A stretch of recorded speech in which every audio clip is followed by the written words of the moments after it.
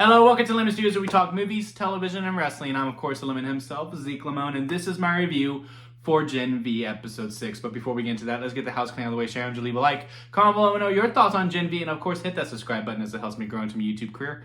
I would greatly appreciate it. Now, all that out of the way, let's get into it, shall we? So, we've been saying on this channel that every episode seems to top itself. Like episode 1 was really good, but then episode 2 was a little bit better.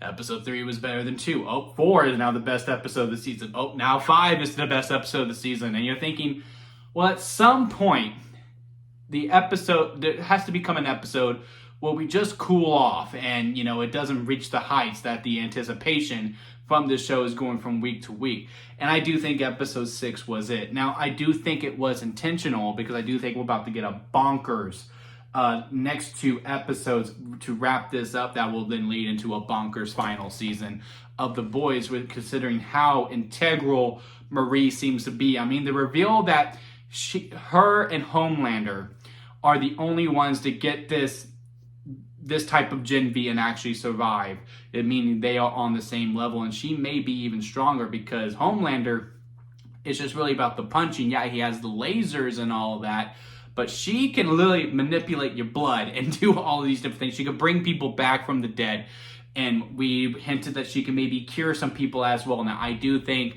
that is overall Cypher's plan. She's trying to make sure Godolkin is full 100% healed, and using Marie to do that, and then using her for whatever other plans that she had. He does say it in the episode, but I cannot recall what it says. I do need to rewatch it when he is having that whole conversation with Andre's dad, who, again, a character I just cannot remember their name, to save my life. Those scenes were really funny to me, especially because Cypher is presented that he is so in control. He knows every single move that everyone's going to make. And I'm thinking he wants them to get out. This is part of his plan.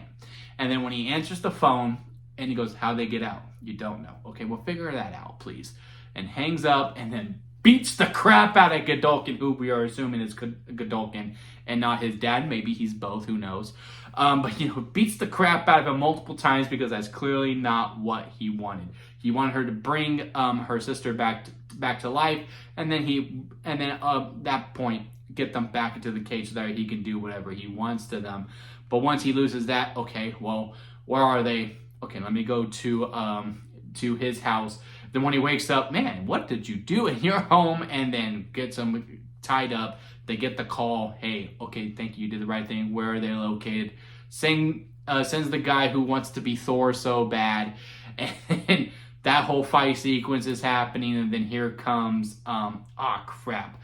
I forgot their names too, but the daughter of our politician person who died in season 4. And then Esposito shows up as well. Takes him to the bunker. He loses that. He gets that phone call. "Oh, he's dead. Oh, you still can't find him. Well, can you find them, please?" And then the way that he has him just hitting himself really just had me cracking up. It's fun starting to see Cypher lose that control a little bit and see how he is when he does get really mad and he's not having that composure. Again, he's one of my favorite characters of the whole entire Boys universe. Maybe my favorite character in the whole entire Boys universe, because, again, I think he's just so interesting to watch. Every time he's on screen, I just can't help but, I'm watching already, but I'm more engaged with him just because I do want to see what he is going to do. Everything else in this episode, again, I do think this was more about setting the table of anything. We hinted Marie is going to be able to heal Kate completely. It'd be wild if she gets a whole new arm. I don't know if she can do that much with it. But maybe fix the powers within the bloodstream, fixing the skull and all that. We'll see if she is able to do that within the next episode.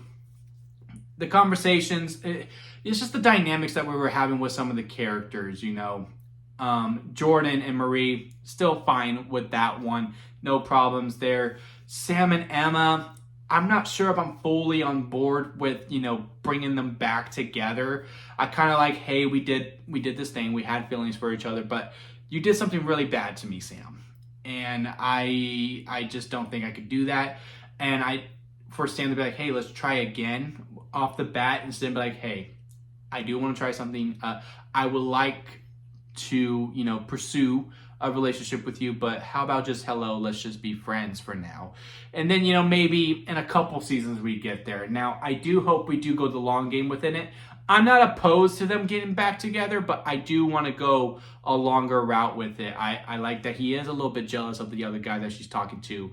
We'll see if he becomes a bigger play in it. I hope he doesn't kill him. And I do hope he is a genuine guy, because I do like that conflict of the love triangle. Does Sam need to move on and all of that jazz? Again, they have, obviously she still has feelings for him, but he did hurt her really bad. I do like how she said, no, can't do that. Not going to. I am glad Sam read the room and going, okay, well then I'm going to go to the shower and all that. So I'm interested. I just don't love it yet, but we'll see, you know, with some TLC. And again, this needs to go through multiple seasons for me in order to fully buy into it and maybe accept it. You know, maybe there's other ways where it could go quicker and I could fully buy into it a little bit faster. But I do hope we go the long game within it, because again, I'm not fully in love with it right now. But we will see. But I am intrigued to see what we do. And then, you know, Marie and her sister, don't get me wrong, I get it. I really do. This is the girl who killed your parents, and it was your sister who y'all were bonded with. You were super tight, and then you lost her, and then you move in with someone who did not like Marie from the beginning, and now it turns out you have powers as well. You're going through, like, I hate myself because I hate Suze because of what they did to my parents, meaning your sister. But you were clearly happy to see her, and then, you know, y'all get out of Mydra, and, you know, they're gonna run away like, no, I just want to go back to my life. You clearly can't go back to your life. You clearly cannot go back to it. I do kind of believe Cypher goes, look, if you bring in Marie, I'll let the other ones go. Of course, they'll keep using them as a play, but you do need to come to me, and I'll leave them alone. I do think he means that. But again, how like, oh, now I still hate you. I still can't. It was weird. It was just weird on execution for me personally. Again, I understand that she can still have some complications seeing her sister. Granted that she killed her parents. I understand that, and changed her life forever. But I don't know. It was the line when she said, everything bad that happens to me is because of you. I'm like, this is literally only the second thing. If you have gone your whole life where only 2 bad things have happened to you, you've had a pretty damn good life. And, you know, they do say that, hey, she gave you a really good life. Yes, she did. But I'm just like, surely some other bad things have happened. Like, surely you've had your heart broken. Now, granted, within her power that she can pinpoint the future, maybe she just sees it like, oh, it's not going to work out, so I'm not going to be able to get attached to you or anything like that. But surely that has happened. And that was one of the worst things that happened to your life. Like, I'm still torn up about my ex-high school sweetheart. No, I'm not. I've clearly moved on. But that hurt me pretty bad, and that was one of the worst things that happened to me when that breakup went down. Is what I'm trying to say. Clearly, I moved on from it. But yeah, like, I don't know, that line was the one that bugged me the most, to me, not personally, but just to how I felt about it. Again, and you know, you had this conversation about her going to therapy and all that, and I just felt like she would have moved on by now. Not fully, still having those restrictions for sure. Hey, it was nice to see you. I really don't know if I want a relationship with you, though, but I am glad you're doing good, but I really want to go home. I would have preferred that as opposed to the immediate angst. Granted, they are still kids at the core of, no, you're all strangers. I hate you still. Like, that one didn't really sit right with me. The actress performed very well. This has nothing to do with her. This has nothing to do, it's just within the direction and the execution of the lines, and maybe just part of the script, maybe a couple more reads for me of going, again, getting to that, look, I'm happy you're doing good. It is nice to see you. I don't know if I want a relationship right now. Maybe in the future, but let's text first. You know, let's not immediate go to full-on sisterhood. And that I would have appreciated more than, you know, the constant angst that we got to. But besides that, again, episode was good. It was great to see, you know, Esposito again, and I hope he sticks around a little bit longer. I do fear, you know, when they wake up in the morning, he's like, get out. You have no use for me anymore. Don't want anything to do with y'all. Get out. And now we'll probably have to have Jordan and his sister get to talking with each other, and maybe that's how she comes around to it. But yeah, I'm still very much intrigued, still very much loving the show.